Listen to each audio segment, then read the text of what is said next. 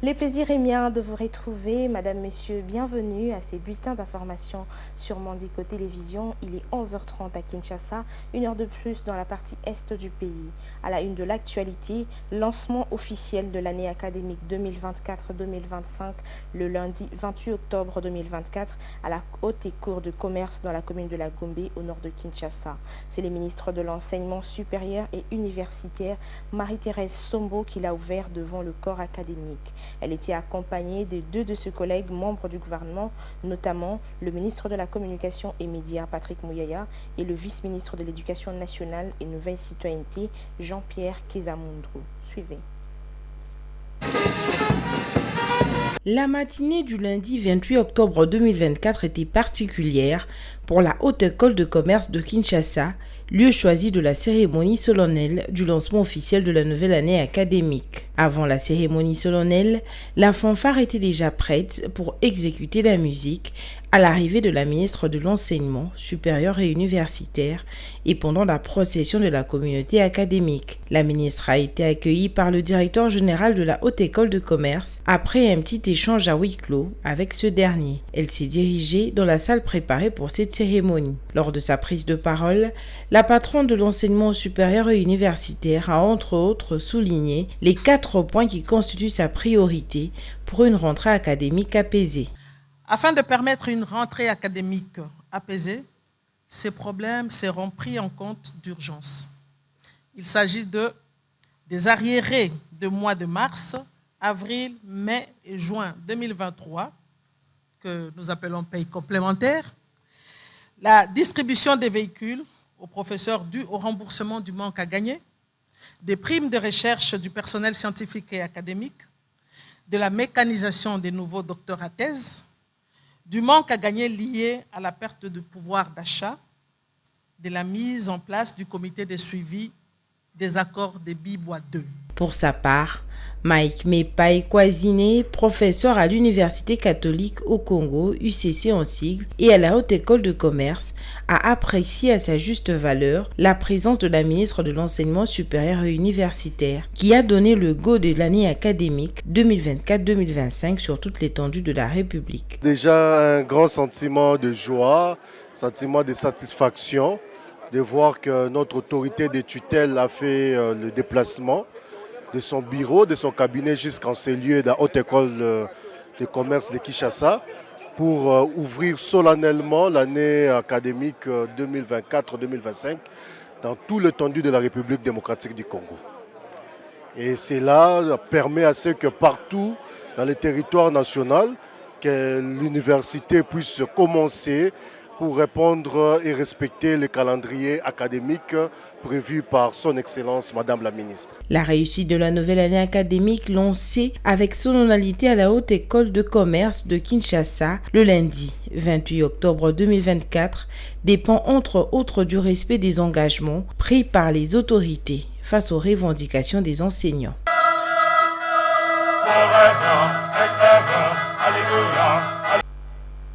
En société, la Commission nationale de prévention routière, CNPR, et la police nationale congolaise ont franchi une étape cruciale le dimanche 27 octobre 2024 en implantant des anneaux de signalisation sur plusieurs artères stratégiques de Kinshasa, capitale de la RDC. Cette initiative s'inscrit dans le cadre de mesures ambitieuses adoptées par le ministère de Transport visant non seulement à fluidifier la circulation aux heures de pointe, mais aussi à réduire les embouteillages. Le détail dans cet élément. Ces mesures ciblent des zones clés telles que l'avenue Ngouma, le boulevard du 30 juin, Mondiba et Lumumba, mais aussi d'autres avenues stratégiques. En application de ces directives, la Commission nationale de prévention routière CNPR et la police nationale congolaise ont procédé le dimanche 27 octobre à l'implantation des panneaux de signalisation sur plusieurs artères de Kinshasa. Les secteurs est et ouest de la ville sont particulièrement concernés par ces ajustements. Adoptées à titre expérimental, ces mesures mesures visent à atténuer la saturation du trafic routier et à désengorger une capitale aux prises avec le fléau des embouteillages. L'expertise de la Commission nationale de prévention routière et de l'Office des voiries et drainages sera mise à profit pour faire avancer cette lutte. Dimanche, la CNPR et la PNC ont procédé à des simulations sur les artères retenues. Il y a plusieurs avenues de la ville de Kinshasa qui vont subir la circulation alternée en sens unique. C'est la raison pour laquelle nous sommes aujourd'hui sur le terrain avec toute la grande équipe, la CNPR ainsi que le commandant de la police. Vous voyez partout, il y a les effectifs de la police dans de grandes intersections de la ville. C'est parce que nous voulons déjà faire une simulation aujourd'hui de ce que sera vraiment cette initiative. Pourquoi cette initiative? Nous disons c'est pour que nous puissions donner une solution aux Kinoises et Kinois en rapport avec les embouteillages. Donc ici c'est l'effectivité, nous sommes sur l'avenue Ngouma où derrière nous vous voyez déjà les panneaux accès interdit de 5h à 10h. Les embouteillages sont devenus chroniques dans la ville de Kinshasa. Quitter d'un point A à un point B pendant les heures de pointe est un véritable casse-tête. Plusieurs raisons seraient à la base de cette situation. Massamba Giralo, président sectionnaire de l'association des chauffeurs du Congo, Pompage, en épingle quelques-unes. Le problème que nous avons ici, la première difficulté liée aux embouteillages, s'est produit pour trois raisons. La première, c'est le déchargement des marchandises par les expatriés pendant la journée. La deuxième, c'est l'occupation illégale de motos qui stationnent partout comme bon leur semble. Et enfin, la troisième raison, c'est l'occupation illégale des parkings qui empêche la circulation et le stationnement des véhicules. Nous appelons les autorités compétentes à nous venir en aide pour trouver une solution à ces problèmes.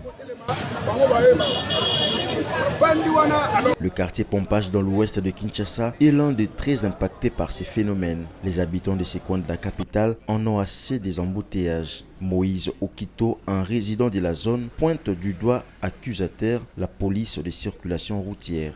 Il y a trop d'embouteillages, nous n'arrivons pas à bien rouler. Tu peux perdre 1 heure de temps en quittant chez toi à cause des bouchons. Les agents de la PCR se contentent de rançonner le motard toute la journée. Et très souvent, le soir, il n'y a personne pour réguler la circulation. C'est lundi 28 octobre 2024, les autorités nationales et provinciales ont lancé une expérimentation des mesures visant à lutter contre les embouteillages à Kinshasa. Les résultats ont varié d'une zone à une autre. Dans certaines artères, les nouvelles dispositions ont permis une circulation plus fluide, tandis que dans d'autres, la congestion est demeurée problématique. Cette journée d'expérimentation a ainsi offert un aperçu précieux des effets de ces mesures sur les trafics routiers. Après avoir analysé ces résultats, les autorités se réuniront pour décider de l'avenir de ces initiatives, le maintenir, les améliorer ou les supprimer. L'objectif reste clair, trouver des solutions efficaces pour assurer une mobilité optimale à tous les Kinois et Kinois.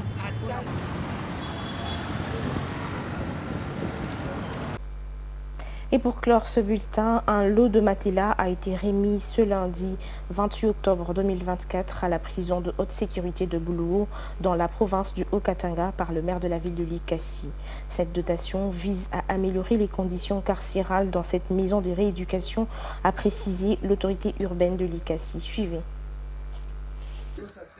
La prison de Boulou, près de Likasi, dans le Haut-Katanga, est connue pour abriter plusieurs détenus dangereux. C'est une prison de haute sécurité. Cependant, les conditions de détention restent précaires pour les pensionnaires de cette maison carcérale. C'est dans ces contextes difficiles qu'elle vient de bénéficier d'un soutien significatif de la part des autorités locales. Selon les maires de Likasi qui a fait ces dotations, l'essentiel est d'offrir aux détenus des conditions de vie requises lors de leur séjour ici. Oui. L'idéal serait que nos prisonniers puissent avoir les conditions requises pour que effectivement ce centre puisse être un lieu de récupération. Pour que ces gens deviennent utiles demain à la société. C'est un petit pas parce que 1000 kilomètres commence par un. Donc on va y aller mutandis, jusqu'à ce qu'on va essayer de donner solution jusqu'à 80%.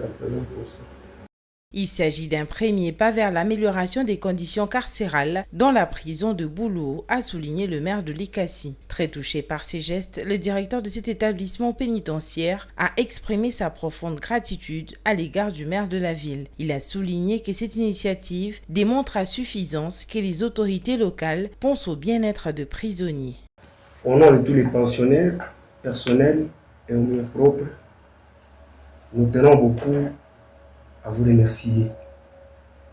L'acte que vous venez de poser aujourd'hui vis-à-vis de nos pensionnaires, c'est un acte d'amour, un acte qui prouve à suffisance que vous pensez aussi aux détenus.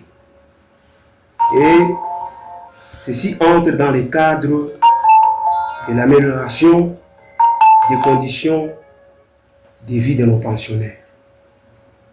Je ne serai pas terminé pour vous dire que notre souci à nous, ou notre souhait à nous, c'est que cet engagement que vous venez, cet accompagnement que vous venez d'accomplir aujourd'hui, que ça puisse continuer pour le bien-être des vies carcérales. La prison de haute sécurité de Boulouo est l'un des établissements pénitentiaires de haute sécurité de la République démocratique du Congo. Elle regorge en son sein 436 détenus très dangereux. Ces dernières années, la ville de Likassi a multiplié les actions en faveur de l'amélioration des infrastructures, y compris pour les centres de détention. C'est la fin de ces bulletins. Madame, Monsieur, merci de votre attention soutenue. Restez branchés sur Mondico Télévision. Une pensée, un écrit.